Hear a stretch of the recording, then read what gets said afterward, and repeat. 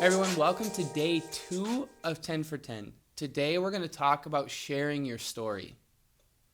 There's so many ways that we can do that and think about that. Today, to help us start that conversation, is someone that personally inspires me daily. I get to interview my wife Stephanie today. Stephanie, thanks for joining us. Thank you. So today we're talking about sharing our story. And like I had said in the beginning, there's so many ways that we can go about that. And obviously, through 11 years of conversation, I've been able to learn a little bit about your story. And one of the things that we've talked about a lot is that your story didn't always start with a story you were willing to share or wanting to share. Can you tell a little bit about your childhood, your teen years, how you felt you were kind of maybe caught in that story? Yeah, how I was taught or how I interpreted it like growing up was that like God was an angry God, like that we had so many standards that we had to hold up to like maybe get on his good side. And so I was someone that was shy and I did not like to disappoint people, and so I always tried to strive to be that perfect person, that perfect example. And so with that, when I started really struggling, I didn't feel like I was able to share because who would love me or who would actually listen, or would I must not have enough faith if I'm struggling with different things. Yeah, and so in that, you end up pretty much immediately feeling alone. Yes. And then loneliness leads to feeling these things even deeper. Yes. Um, what what was it? What experience helped you to start sharing your story or realizing it was okay to be a little more open? When I met you. Oh no. I mean, honestly, like I think it when I kind of got out of the bubble that I was living in and had somebody that was actually able to challenge me in my thinking and tell me it was okay to ask questions and tell me that it didn't mean that I didn't have enough faith or that it didn't mean that I was not worthy of love and that like different things that were happening in my life wasn't because God was punishing me. And so that kind of opened up me being able to dive deeper into my story and realizing that I'm not the only one going through this. And one of the things that, again, in 11 years of conversations, um, is that you have used the phrase a lot with me, at least, is the lies I've believed about myself. Um, what were some of those lies that kept you from realizing you could share your story or explore your story to find health and wellness? Um, I believed a lot of lies, and a lot of it was like my actions of how like I had to act. Like I said earlier, like I had such a like I felt like I had such a high standard that I had to be close to God. And so like that was a huge lie that if I felt any way, or if I questioned God, or if I felt sad or depressed or anything like that, that it just meant I wasn't close to God and that it must just be that I didn't like pray enough that day or didn't do my devotions long enough. That was a huge one. And then also like just like believing that kind of ties in that I just wasn't enough, that I could never be enough, was another big one that I believed in. Mm-hmm. And so you and I have had the opportunity to lead various youth retreats together. And one of the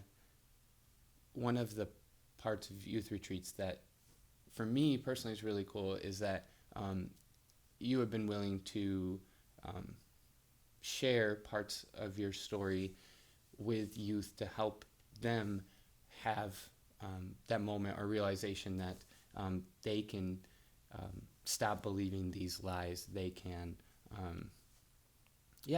look for help when they need it, but also know that there's people around them to share their story with. How has sharing your story and a way to encourage others to share theirs helped you on this journey? it's giving me courage, I think, and to have like different youth come up to me and like then start talking and like just getting that connection, but also like sharing my story, like I guess like sharing my story has given me the strength to like keep going. Um, and like just being able to like the thing that pains me the most is just knowing youth are out there just feeling like they're totally alone and feeling like they can't ever measure up, feeling like they can't ever say what they're truly feeling, and never having that support or the love that they need, or feeling like they don't. And just how like when we all start having these conversations and we all start like opening up, we find that we're not alone at all in all this.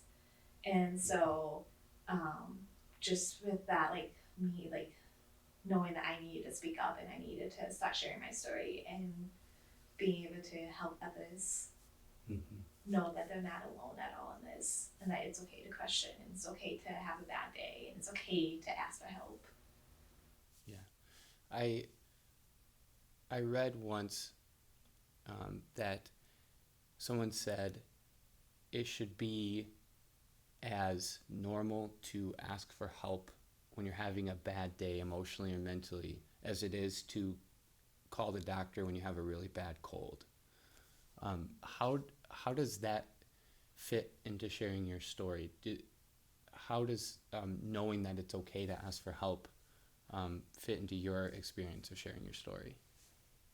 And it's something I still struggle with. I am not one to quickly ask for help. And now that I'm a mom, it's even harder to do that. On days that being a mom is super hard, which if you're a mom, you know, you have those days. And I have a really hard time still asking for help with that. But now that I have like a close knit of friends that we are real with each other, we share the good, we share the bad, we share how we're feeling with the day. It's made it easier. And so since I've been able to open up with them, I am like I have that trust with them that I'm able to ask for help if I really need it. And knowing that they're not going to judge me, they're not going to say, "Oh, she's a terrible mom" or anything like that. It's like, yeah, let me help you. Like, how can I help you today? Kind of thing. And so I think when you find that those people, like your village and like those like love you no matter what, they don't judge you. You can share the deep things and you can share the things that you're scared to share, and they're sitting by you saying, "I'm still here." And when you can find that, like I think it's easier for you than to be able to ask for help. Yeah. So one of the things for this 10 for 10 in this conversation, we're focused on community, but mainly youth. For youth, their village might be some close friends or safe people at church or school that they can go to share those things. But also knowing that someone who is safe is someone that's going to care for you enough to say, hey, here's who you need to ask for help if things are really bad, and to know that that's okay. Mm-hmm. Um, so today, our question is, what lies do you believe in that keep you from sharing your story? You can share this, conversations at home, work, community, however you would like to. We also would love to encourage you to share them in the comments section below this video, and continue this conversation. Know that sharing your story is not a sign of showing your weakness. It's a sign of courage and a sign of growth as we work through this journey together. Steph, thanks for joining us. Thanks for this conversation and inspiring us to continue to explore and share our story. Thank you. Thanks.